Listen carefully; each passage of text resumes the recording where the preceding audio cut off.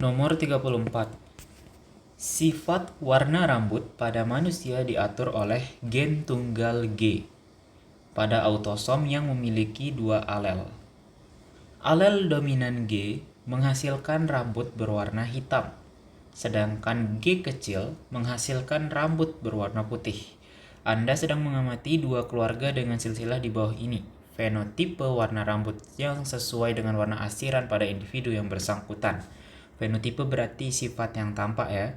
Dan di sini seperti biasa kalau dapat grafik atau diagram yang kayak gini, yang kotak itu melambangkan laki-laki, sementara yang lingkaran itu melambangkan perempuan. Dan di sini yang diarsir hitam itu warna rambutnya hitam, alel dominan G, sementara yang putih itu warna rambut putih dengan alel G kecil.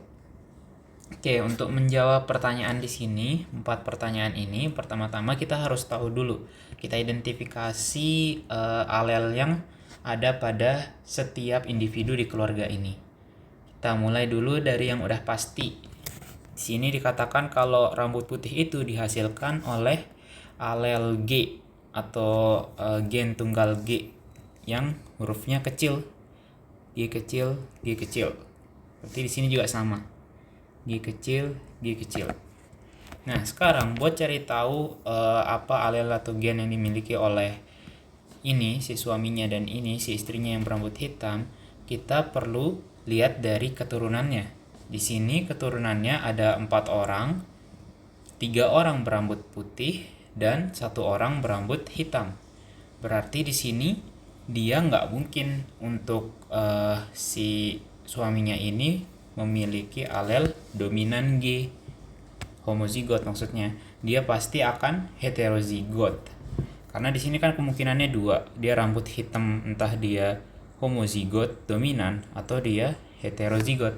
Nah, kalau dia misalnya gennya itu homozigot dominan, maka otomatis seluruh keturunannya itu akan memiliki alel heterozigot, G besar G kecil, yang dimana semuanya akan berambut hitam karena G besar dominan terhadap G kecil dan menghasilkan rambut berwarna hitam.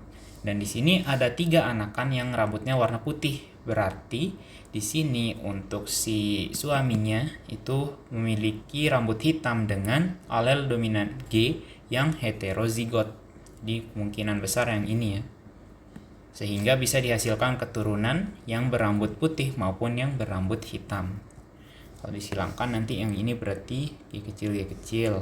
Ini juga G kecil G kecil, G kecil G kecil. Yang ini baru G besar G kecil. Sama seperti yang keluarga 1, di keluarga 2 juga kayak gitu. Kita lihat dari keturunannya dan di sini didapatkan ada yang berambut hitam dan ada yang berambut putih. Berarti di sini dia heterozigot. Kalau ketika disilangkan nanti hasil anakannya yang berambut hitam juga heterozigot, nggak mungkin bisa homozigot dominan ya. Heterozigot, baru yang putih itu homozigot resesif. Oke, sekarang kita sudah mengidentifikasi semua gen yang ada pada individu di keluarga 1 maupun keluarga 2. Kita masuk ke pernyataan. Semua individu dengan fenotipe yang sama memiliki genotipe yang sama pula. Sini jawabannya benar. Sekali lagi, fenotipe itu sifat yang tampak, berarti rambutnya hitam atau putih, dan dikatakan bahwa di sini memiliki genotipe yang sama. Kita lihat dari yang rambut hitam di sini. Mulai dari keluarga 1, genotipenya itu heterozigot. Sini juga ada individu 6 heterozigot, 8 heterozigot, dan di sini anakannya juga semua heterozigot. Jadi untuk yang rambut hitam, genotipenya semua sama. Kemudian kita lihat yang rambut putih dari keluarga 1. Sini genotipenya itu homozigot resesif. Anakannya demikian pula. Kita lihat di keluarga 2 juga begitu. Berarti di sini bisa disimpulkan bahwa semua individu dengan fenotipe yang sama, baik berambut hitam dan juga berambut putih, itu genotipenya sama. Jadi di sini jawabannya benar. Lalu masuk ke pernyataan yang B.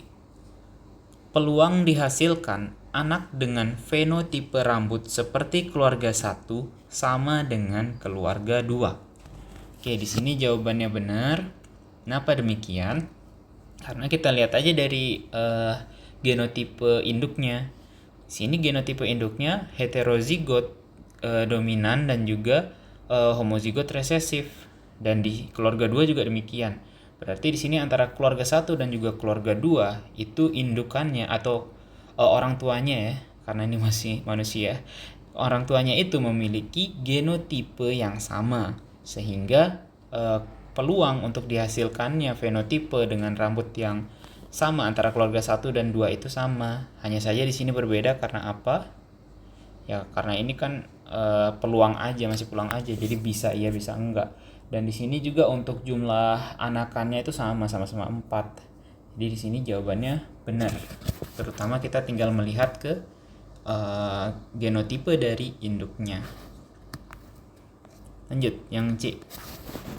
Jika individu 5 yang ini dan 10 menikah dan memiliki 3 anak, peluang 2 di antara 3 anak tersebut berfenotipe rambut hitam adalah kurang dari 30%.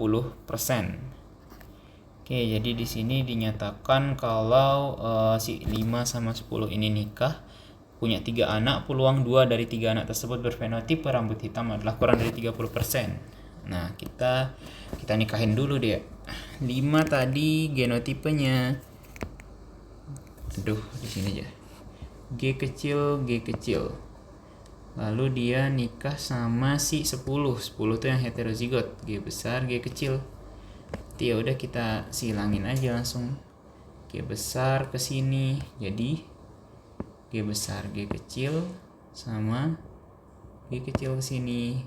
Jadi G kecil. Karena ininya sama ya, si homozigot resesif ini. Jadi di sini dia punya 2 kemungkinan fenotipe dari anaknya, yaitu ada yang berambut hitam,